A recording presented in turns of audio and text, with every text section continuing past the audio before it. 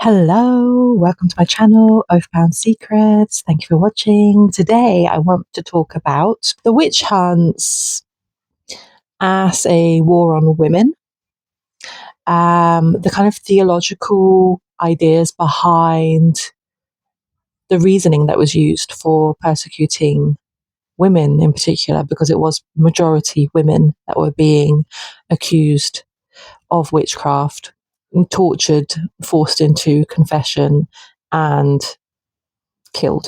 Abrahamic patriarchal religion, it's quite a big umbrella term for Christianity, Judaism, and Islam. They all come under that umbrella term because they're all patriarchal religions that come from this figure called Abraham. He is supposedly the patriarch, the original patriarch of that patriarchal system. So I've got a couple of books that really help to go into some depth of this subject. The first one is called Caliban and the Witch by Silvia Federici. What this book is really good for is kind of breaking down like the economic system that was part of the witch hunts as well, and the kind of lifestyle that people had at that time, and why the gradual move away from feudalism had a part to play. So I'll just read a little bit for you. While usually the poorest members of urban society, in time women gained access to many occupations that later would be considered male jobs. In the medieval towns, women worked as smiths, butchers, bakers, candlestick makers, hat makers, ale brewers, wool carders, and retailers. In Frankfurt, there was approximately 200 occupations in which women participated between 1300 and 1500. In England, 72 out of 85 guilds included women. A guild was kind of like almost like a labor union. Not quite a union, but it was a kind of an organization for the workers. Anyway, it included women among their members. Some guilds, including silk making, were dominated by them. In others, female employment was as high as that of men. By the 14th century, women were also becoming school teachers as well as doctors and surgeons. Dangerous. And were beginning to compete with university-trained men, gaining at times a high reputation. 16 female doctors, among them several Jewish women, specialized in surgery or eye therapy, were hired in the 14th century by the municipality of Frankfurt, which, like other city administrations, offered its population a system of public healthcare. Female doctors, as well as midwives or sage femmes, wise women, were dominant in obstetrics, either in the pay of city governments or supporting themselves with the compensation they received from their patients. After the caesarean cut was introduced in the 13th century, female obstetrics were the only ones who practiced it. There's a good chapter called Witch Hunting and Male Supremacy, The Taming of Women. The sexual politics of the witch hunt is revealed by the relation between the witch and the devil, which is one of the novelties introduced by the 16th and 17th century trials. The Great Witch Hunt marked a change in the image of the devil compared with that to be found in the medieval lives of the saints or in the books of Renaissance magicians. In the former, the devil was portrayed as an evil being, but one who had little power. A sprinkling of holy water and a few holy words were usually sufficient to defeat his schemes. His image was that of an unsuccessful ill-doer, who, far from inspiring horror, was credited with some virtues.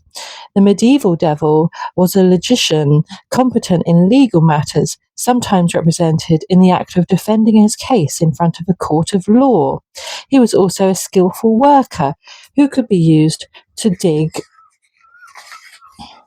mines or build city walls, although he was routinely cheated when the time came for his recompense. Also, the Renaissance view of the relationship between the devil and the magician always portrayed the devil as subordinate being called to task, willing or not, like a servant, and made to perform according to his master's will. The witch hunt reversed the power relation between the devil and the witch. It was the woman now who was the servant, the slave, the succubus in body and soul, while the devil functioned as her owner and master, pimp and husband at once. It was the devil, for instance, who approached the intended witch. She rarely conjured him up. After revealing himself to her, he would ask her to become his servant, and what would follow then would be a classic example of a master-slave, husband-wife relation. He stamped her with his mark, had sexual intercourse with her, and in some instances he even changed her name. Moreover, in a clear prefiguration of women's matrimonial destiny, the witch hunt introduced one single devil in the place of the multitude of devils to be found in the medieval and Renaissance world, and a masculine devil at that, in contrast with the female figures whose cults were spread among women in the Middle Ages in both the Mediterranean and Teutonic regions. How preoccupied were the witch hunters with the affirmation of male supremacy can be seen from the fact that even when in revolt against human and divine law, women had to be portrayed as subservient to a man, and the culmination of their rebellion, the famous pact with the devil, had to be represented as a perverted marriage contract. The marital analogy was carried so far that the witches would confess that they did not dare to disobey the devil, or more curiously, that they did not find any pleasure in their copulations with him, a contradiction with respect to the ideology of the witch hunt, which derived witchcraft from women's insatiable lust. It's important to note that this book does go on to talk about the witch hunts in the Americas, in the Indian subcontinent, in Africa, all over the world, basically. It talks about how witch hunts were globalized and the different sort of relationship with colonization, settler colonies, how that was the instigator for witch hunts. Now, this book was published in 2004. Over 20 years ago. Oh my gosh. But there is a follow-up that comes in 2018 called Witches, Witch Hunting and Women. The good thing about this book is that it kind of responds to different questions and criticisms of her first book, but also kind of condenses all the information down into a much more easy to read kind of little pamphlet of a book compared to her first book, which was humongous. So, if you have the patience to read the big one, then please do. But if not, then just skip ahead to this one because it kind of summarizes in a way that's a lot easier to absorb. Let me read just a little bit. So, the witch was a woman of ill repute, who in her youth had engaged in lewd, promiscuous behaviour. She had often had children out of wedlock, and her demeanour contradicted the model of femininity that through the law, the pulpit, and the reorganisation of the family was imposed on the female population of Europe during this period. At times, she was a healer, and practitioner of various forms of magic that made her popular in the community. But this increasingly signaled her as a danger to the local and national power structure in its warfare against every form of popular power.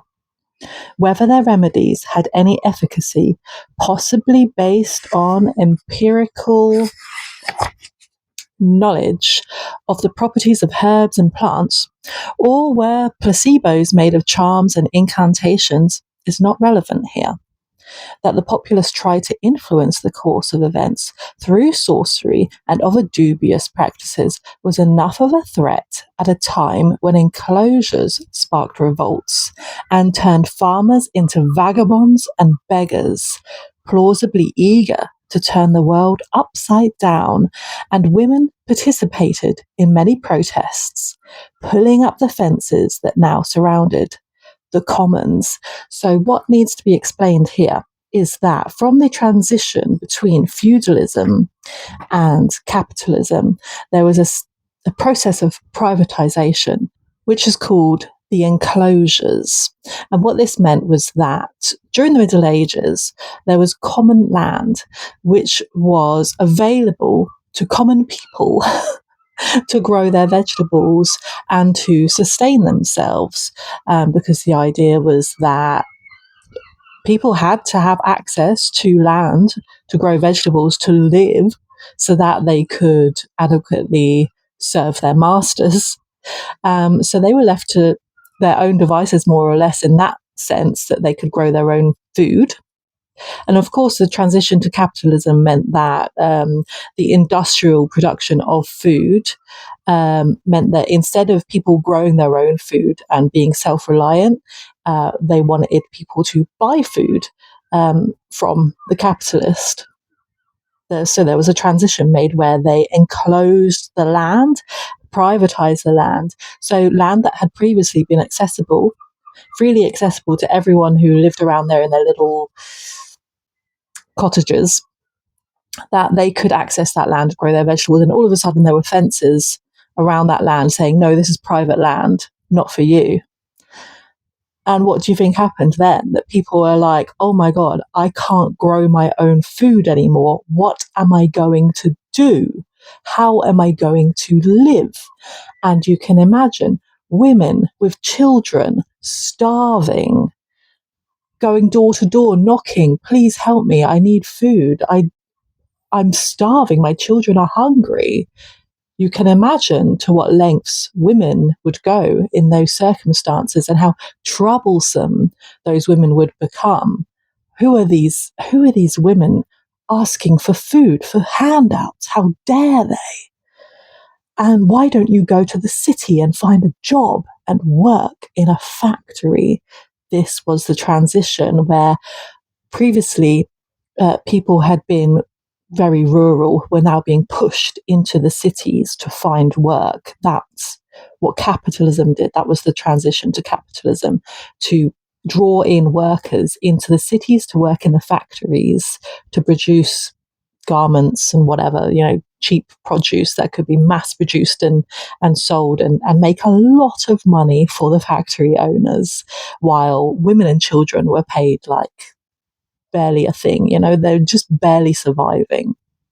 And it's not a coincidence that the witch hunts were happening in rural areas across Britain and all of Europe, that witch hunts were particularly focused on those rural areas where people were struggling to survive, where people were hungry, where people were desperate. That the devil had to be called up to justify the operation remains baffling unless we assume that only through their demonization could forms of behavior that in the past had been tolerated or viewed as normal be rendered odious and frightening in the eyes of a broader population of women, to whom the death of the witch served as a lesson of what to expect should they follow her path.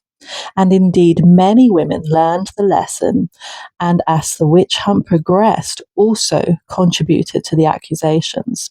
Yet they rarely denounced the women suspected of witchcraft directly, playing instead a passive role, being pressured to testify by men who usually initiated the legal procedures.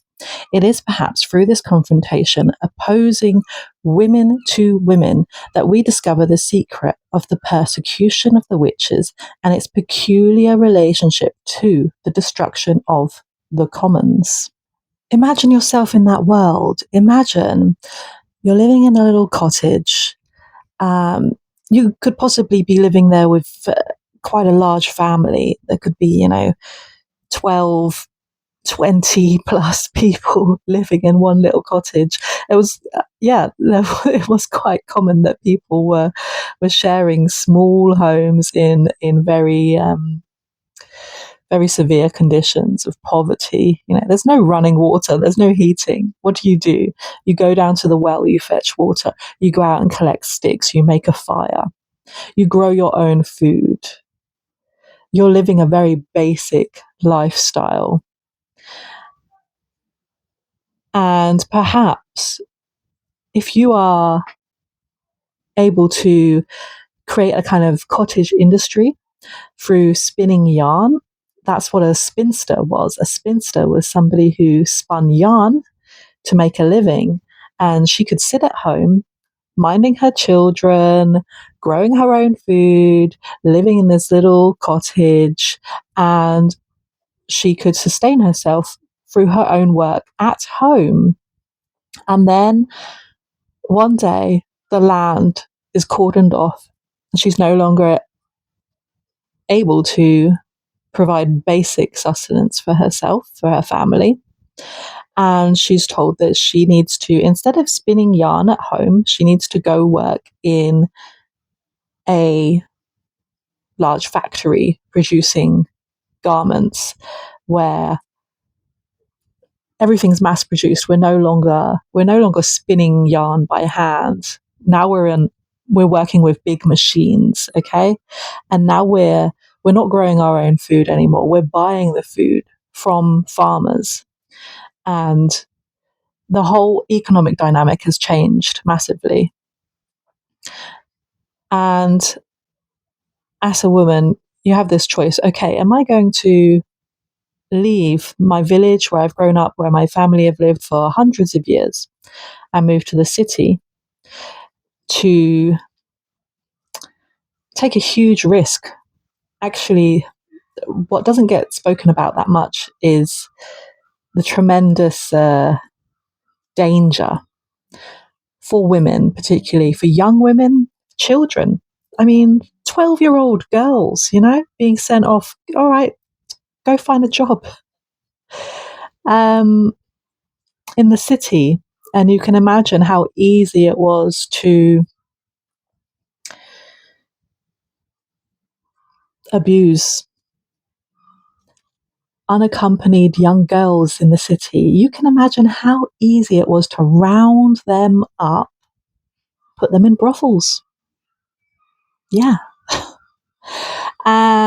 Even if you were lucky enough to get a job that wasn't in a brothel, then maybe you could be a housemaid, and the man of the house is abusing you. He sees you as his little plaything. He can do whatever he likes with you. You're basically his property. You're not that far removed from a slave. You're completely dependent on him. And you have nobody around you. You have no family around you to protect you. You're alone. You're alone in the city. Can you imagine? Can you imagine the amount of abuse that was happening?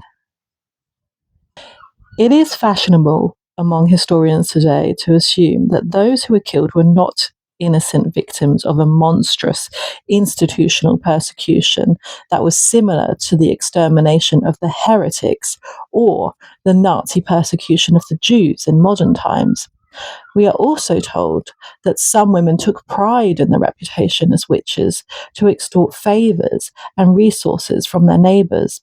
It is suggested that charges such as spoiling ale making, bewitching the cow, or causing the sudden death of children were not unsubstantiated. But if indeed there were women who readily committed such deeds, shouldn't we ask what drove them to so fiercely hate some of their neighbours as to plot to ruin them economically by killing their animals, spoiling their trades, and inflicting deadly torments on them? How do we explain that in villages where a century earlier life had been organized around communal structures and whose yearly calendar had been punctuated by collective festivities and celebrations, such hatreds had arisen? Or was the demonization of the witch the very instrument of these divisions, necessary precisely to justify the ban against individuals who once had been considered and had considered themselves as commoners? Who were the witches? Who were the witches during this period? Who was it that was being accused of witchcraft, and why? The accusations. Oh, this one's not obedient. This one's not quiet and mild mannered. This one's not gentle. This one doesn't do as she's told. This one's not Christian enough. Oh, this one dabbles in spells and charms. Oh, this one thinks that she can take matters into her own hands. No, no. If you're worried about something, just pray about it. Pray about it quietly. It's not up to you to have any power in the world. Don't be ridiculous. God decides what your fate will be, and you will accept your fate. You don't have any choice. We choose who you marry, we choose how many children you have, and we choose when you die. Yeah, that was the system of control at that time, and it was harsh and it was terrifying, and it was also what led many people to colonize the Americas. Settlers. Imagine being a girl in a family of settlers. You're being told, okay, you're gonna get in this ship. You're gonna travel across the ocean, and you're going to claim the land of indigenous people by force. Of course, there's going to be ethnic cleansing. Of course, those people aren't worthy of being treated as humans. They're basically animals. Don't worry about them. Don't worry about them. They couldn't possibly understand Jesus, Christianity. Forget about it. They're just animals. Kill them and take their land. And imagine being a girl who's being sent off to one of these colonies, like the immense pressure that you're under, the control, incredibly controlling religion, and the fear, the terror, the starvation. Yeah, that's what led to the Salem witch trials. Yeah.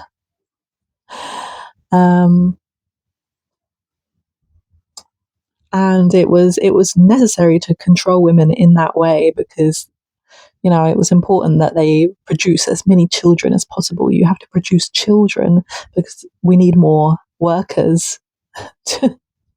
We need more workers in this capitalist system. We need more workers. You need to produce more children.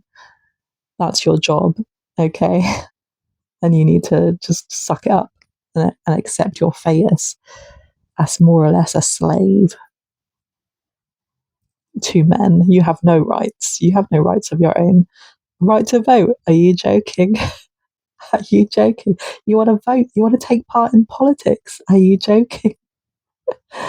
And it's the same stuff that we're seeing in America right now with the Christian fascists. I call them fascists, basically. Christo nationalists, whatever you want to call them, that are talking about removing the right to vote from women. Women, you need to stay at home and raise children. Don't worry yourself about the state of the world. Just do as you're told. And if you don't do as you're told, you're a witch. You're a witch. And if you're a witch, then we can do whatever we want to you because you've already sold your soul to the devil. God have mercy on your soul.